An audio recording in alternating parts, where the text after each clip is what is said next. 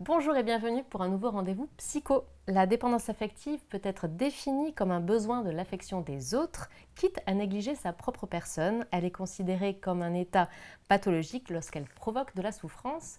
Eutse Maria, psychologue clinicien et psychothérapeute, est avec nous aujourd'hui pour nous aider à repérer la dépendance affective et surtout à nous donner les clés pour nous en sortir. Bonjour Eutse. Bonjour, Merci d'être avec nous aujourd'hui. merci à vous. Par la première question, qu'est-ce que la dépendance affective ?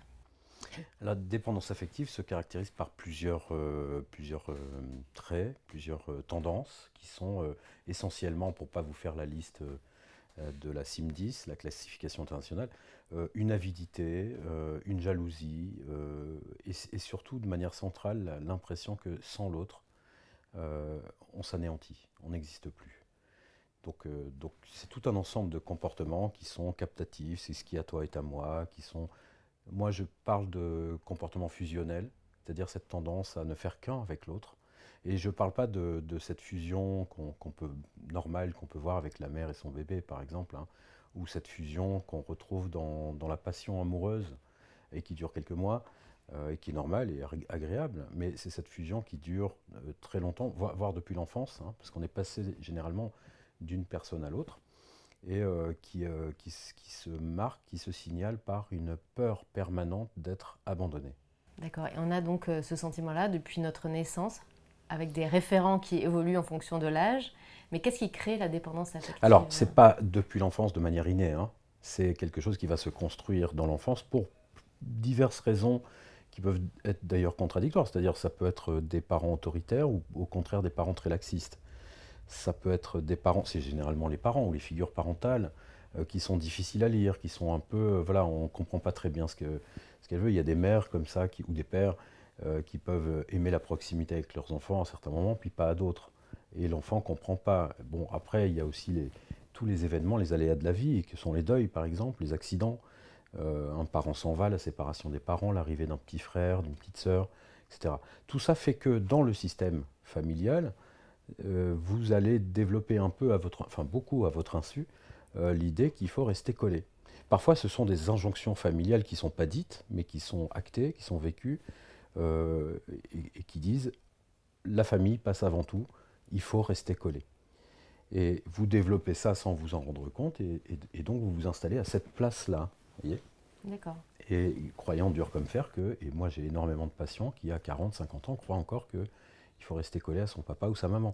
Ce qui se signale d'ailleurs par le fait que, me parlant de leurs parents, ils disent maman, papa. Oui, ils disent pas Euh, mon père, ma mère. Ils disent pas mon père, ma mère. À moi qui les connais pas, ils devraient dire mon père, ma mère. Mais alors, ils me disent ah non mais c'est vulgaire. Mon père, ma mère. Alors ils caricaturent comme ça en faisant. Et je leur dis ça vous l'avez appris de vos parents qui eux-mêmes ont caricaturé. Ils vous ont sanctionné quand vous disiez mon père ou ma mère parce que dire mon père ou ma mère, ça vous éloigne. Ça met une distance entre vous et vos parents et ils ne la supportaient pas. Vous ne la supportez pas non plus, ce qui cause d'ailleurs les problèmes pour lesquels vous consultez aujourd'hui. Parce qu'il faut se décoller. Oui, papa, maman, ça fait encore le petit enfant qui. Exactement. Toute la problématique de la dépendance affective est une position infantile. Et d'occuper une position infantile vis-à-vis des autres en général, et en particulier de ses parents. D'accord. Ça peut être effectivement donc cette sensation-là, enfin ce vécu-là avec ses parents, qu'après on peut reproduire avec les personnes que l'on va rencontrer. Bien sûr. D'accord. C'est-à-dire qu'on n'a jamais été suffisamment sécurisé. On a un profil d'attachement pas sécurisé. L'attachement, ce n'est pas des sentiments.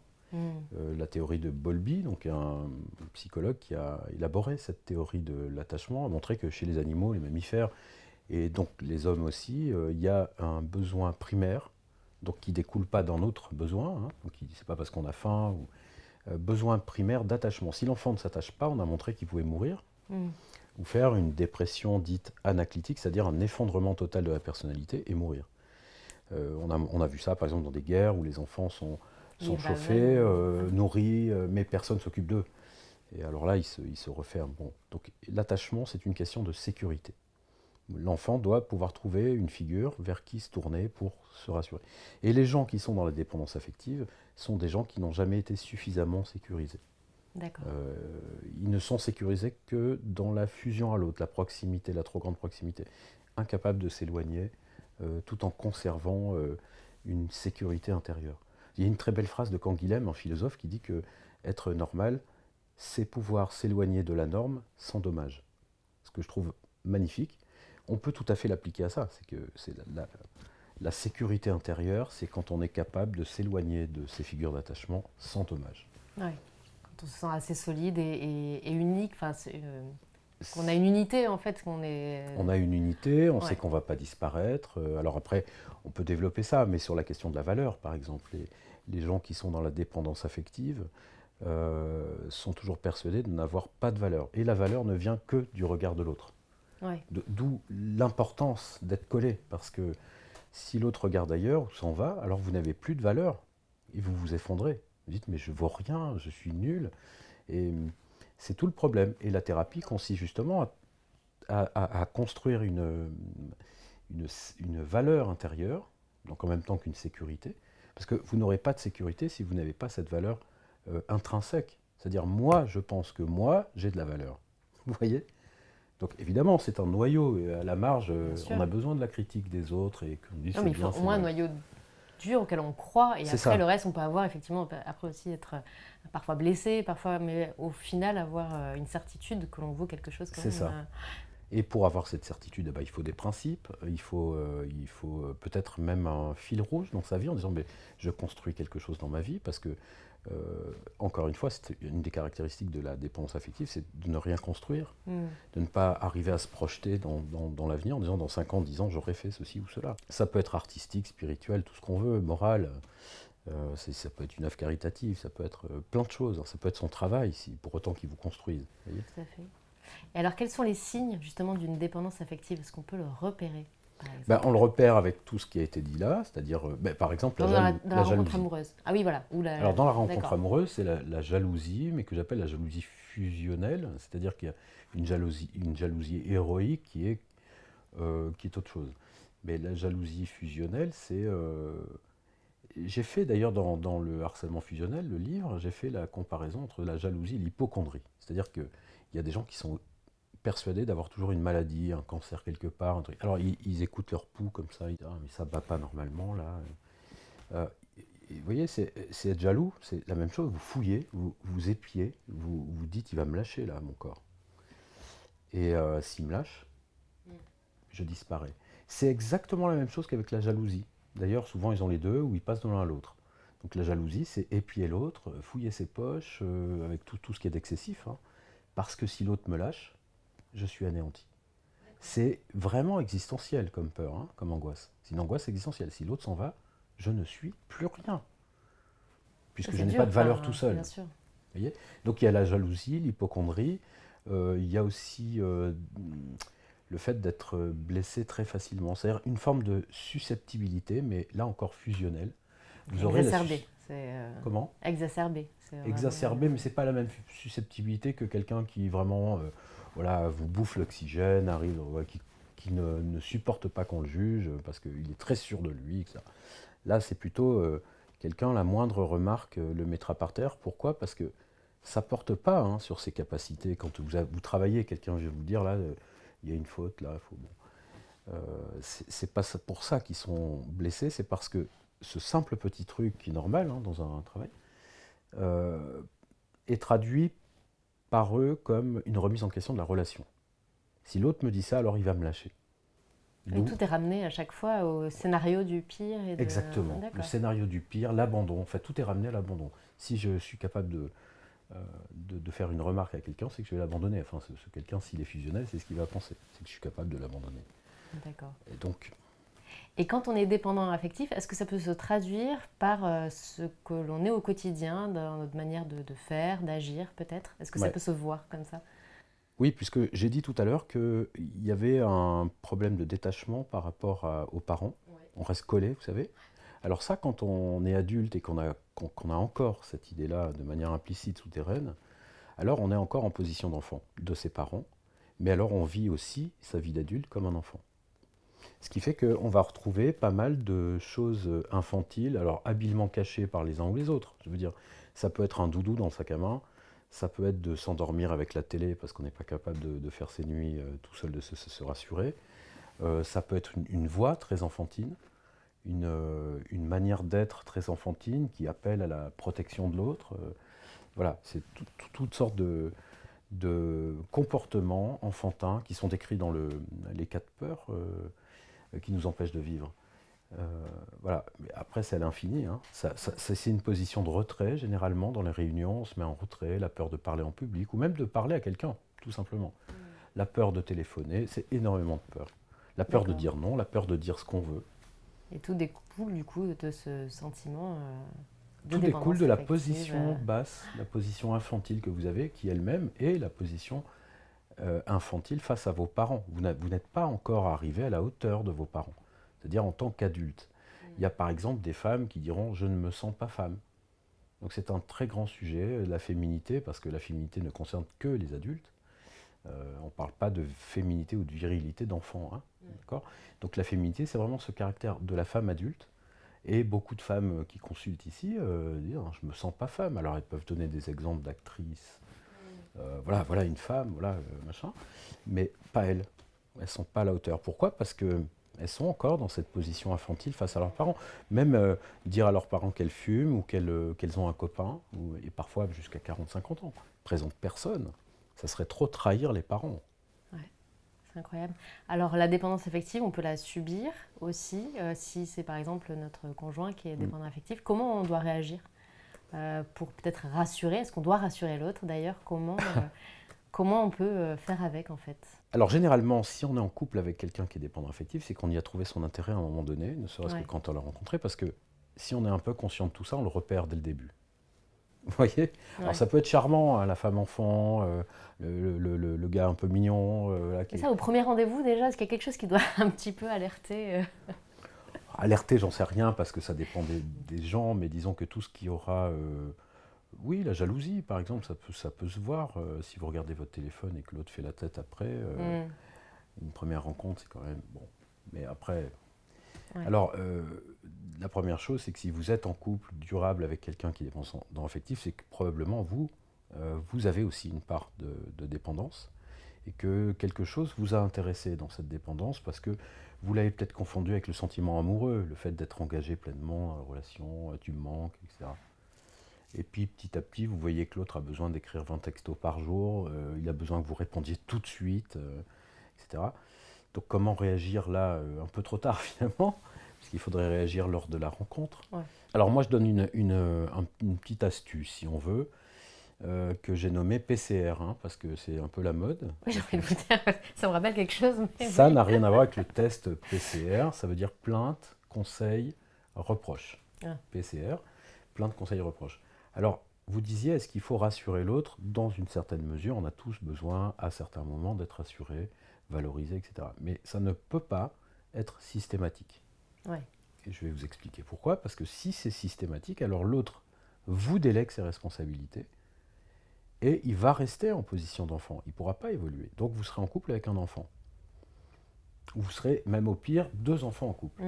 C'est-à-dire que chacun demande à l'autre, protège-moi, valorise-moi, sécurise-moi, etc. Faire des caprices. En réalité, ce qu'il faudrait dire, c'est sers-toi de la relation, de nos sentiments, de notre amour, pour te valoriser, pour devenir capable de te valoriser, de te sécuriser toute seule ou tout seul. Vous voyez ? Et ne me demande pas à moi de le faire.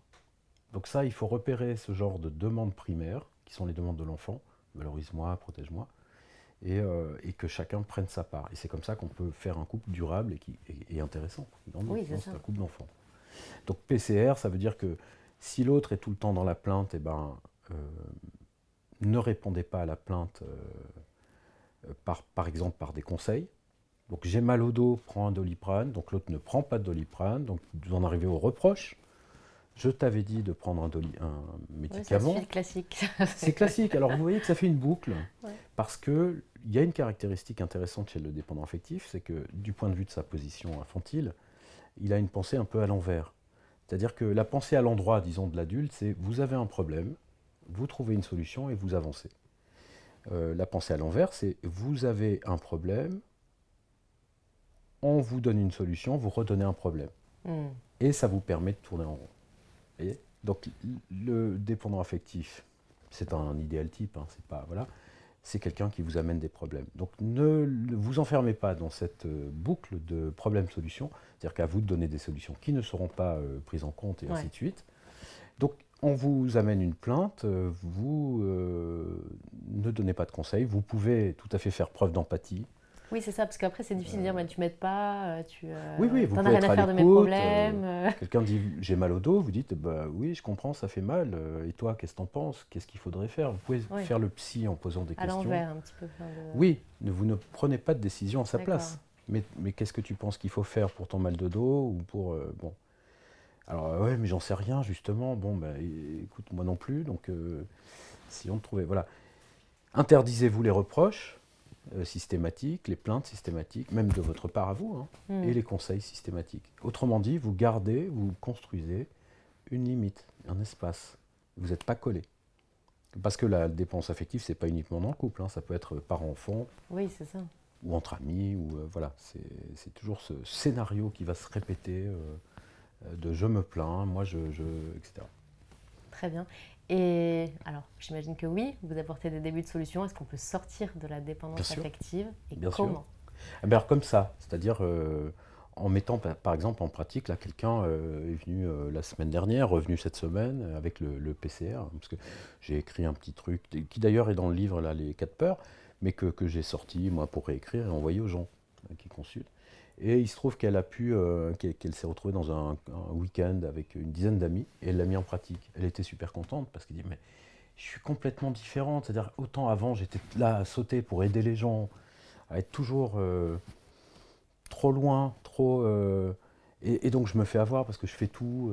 Voilà. Alors que là, les gens me racontaient leurs problèmes, me dit-elle, et je restais à distance, à la bonne distance. On n'aide pas les gens qui ne vous demandent pas d'aide, vous voyez. Donc ils vous racontent leur malheur, et puis vous dites, bah oui, je comprends, ouais, voilà. Et elle avait senti vraiment une transformation intérieure. C'est ça qui doit se produire, avec cette simple règle. Mais de toute façon, il faut travailler auprès de ses parents. C'est-à-dire qu'il faut vraiment questionner la position qu'on a vis-à-vis de ses parents, qu'ils soient là ou pas, qu'ils aient disparu ou pas. C'est-à-dire qu'ils sont aussi intériorisés à travers leurs règles, leurs injonctions, etc. Donc comment on travaille, tout dépend des relations que vous avez. Si vous appelez votre maman tous les jours et que vous avez 40 ans, il y a un petit souci. Vous êtes beaucoup trop près, mais c'est à vous de juger si vous êtes trop près, vous êtes dépendant. Donc il y a des gens, je leur demande d'espacer, et effectivement on voit les progrès qui se font intérieurement quand vous êtes capable de supporter cette frustration-là.